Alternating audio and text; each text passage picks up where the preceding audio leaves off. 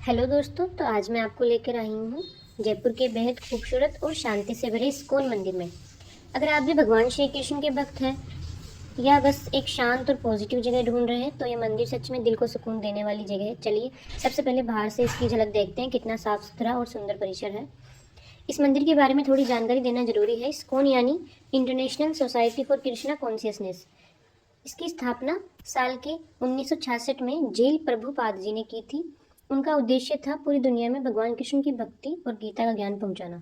जयपुर में इस्कॉन का नाम 1991 में शुरू हुआ। फिर धीरे धीरे यहाँ भक्तों की संख्या बढ़ती गई और एक बड़े सुंदर मंदिर की जरूरत महसूस हुई। इसलिए इस नए मंदिर का निर्माण लगभग 2010 के आसपास शुरू हुआ और 2012 में इस मंदिर को विधिवत रूप से खोल दिया गया। इसके बाद कई सालों तक मंदिर को और विकसित किया गया। सुंदर हॉल, कांच की कलाकारी वाली खिड़कियां, बगीचे, गेस्ट हाउस, भोजनालय और यह मंदिर जयपुर के प्रमुख आध्यात्मिक केंद्रों में गिना जाता है।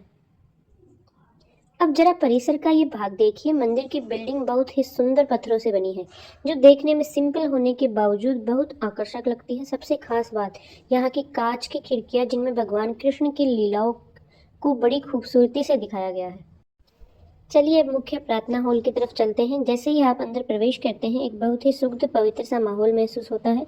यहाँ मुख्य रूप से श्री श्री राधा कृष्ण की बेहद सुंदर और मनमोहक मूर्तियां स्थापित है। मूर्तियों की सजावट रोज बदलती है। कपड़े, फूलों के हार, आभूषण सब कुछ बड़े प्रेम और भक्ति से सजाया जाता है। यहाँ रोज मंगल आरती, दोपहर की पूजा और शाम को साँझ आरती होती है। अगर आप शाम के समय आए तो भजन कीर्तन की धुन और हरे कृष्ण की गूंज पूरे हॉल को एक अलग ही ऊर्जा से भर देती है।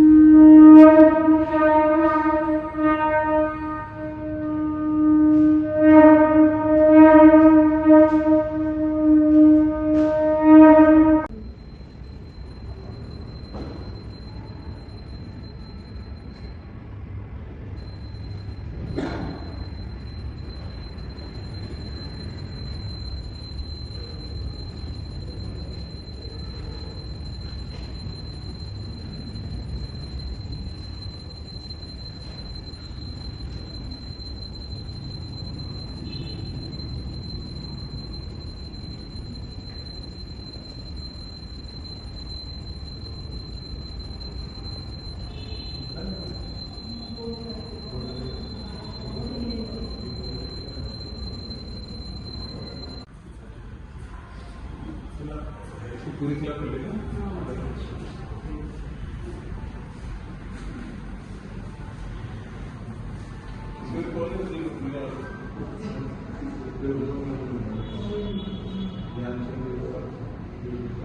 भक्त यहाँ कुछ देर बैठकर ध्यान भी करते हैं और कई लोग बस कुछ मिनट शांत बैठकर सुकून लेना पसंद करते हैं। मंदिर में त्योहारों का माहौल तो देखने लायक होता है, विशेषकर जन्माष्टमी, राधाष्टमी और गोवर्धन पूजा। उन दिनों पूरा मंदिर फूलों, लाइटों और रंगों से सज जाता है। सैकड़ों लोग यहाँ आते हैं और सुबह से रात तक उत्सव चलता है। कई बार रासलीला, प्रवचन और सांस्कृतिक कार्यक्रम भी आयोजित किए जाते हैं।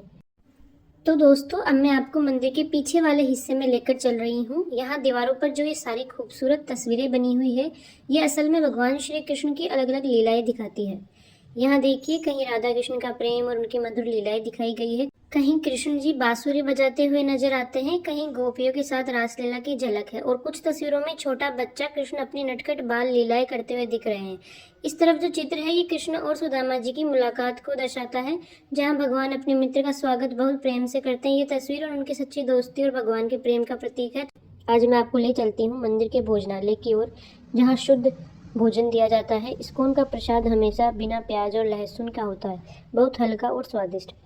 यहाँ एक छोटा सा रेस्टोरेंट भी है, जहाँ आप साधारण लेकिन बहुत साफ सुथरा भोजन ले सकते हैं। साथ ही यहाँ एक बुक स्टॉल भी है, जहाँ गीता, आध्यात्मिक पुस्तकें और भक्ति से जुड़ी छोटी मोटी चीज़ें उपलब्ध रहती है।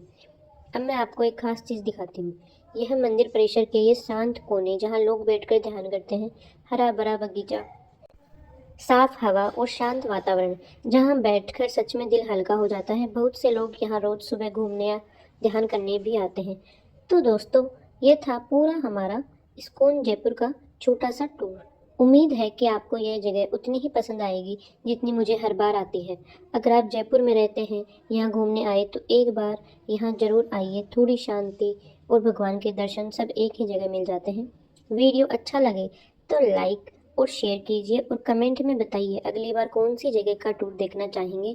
धन्यवाद दोस्तों। सभी मेरे साथ एक बार बोलिए, हरे कृष्णा, राधे राधे।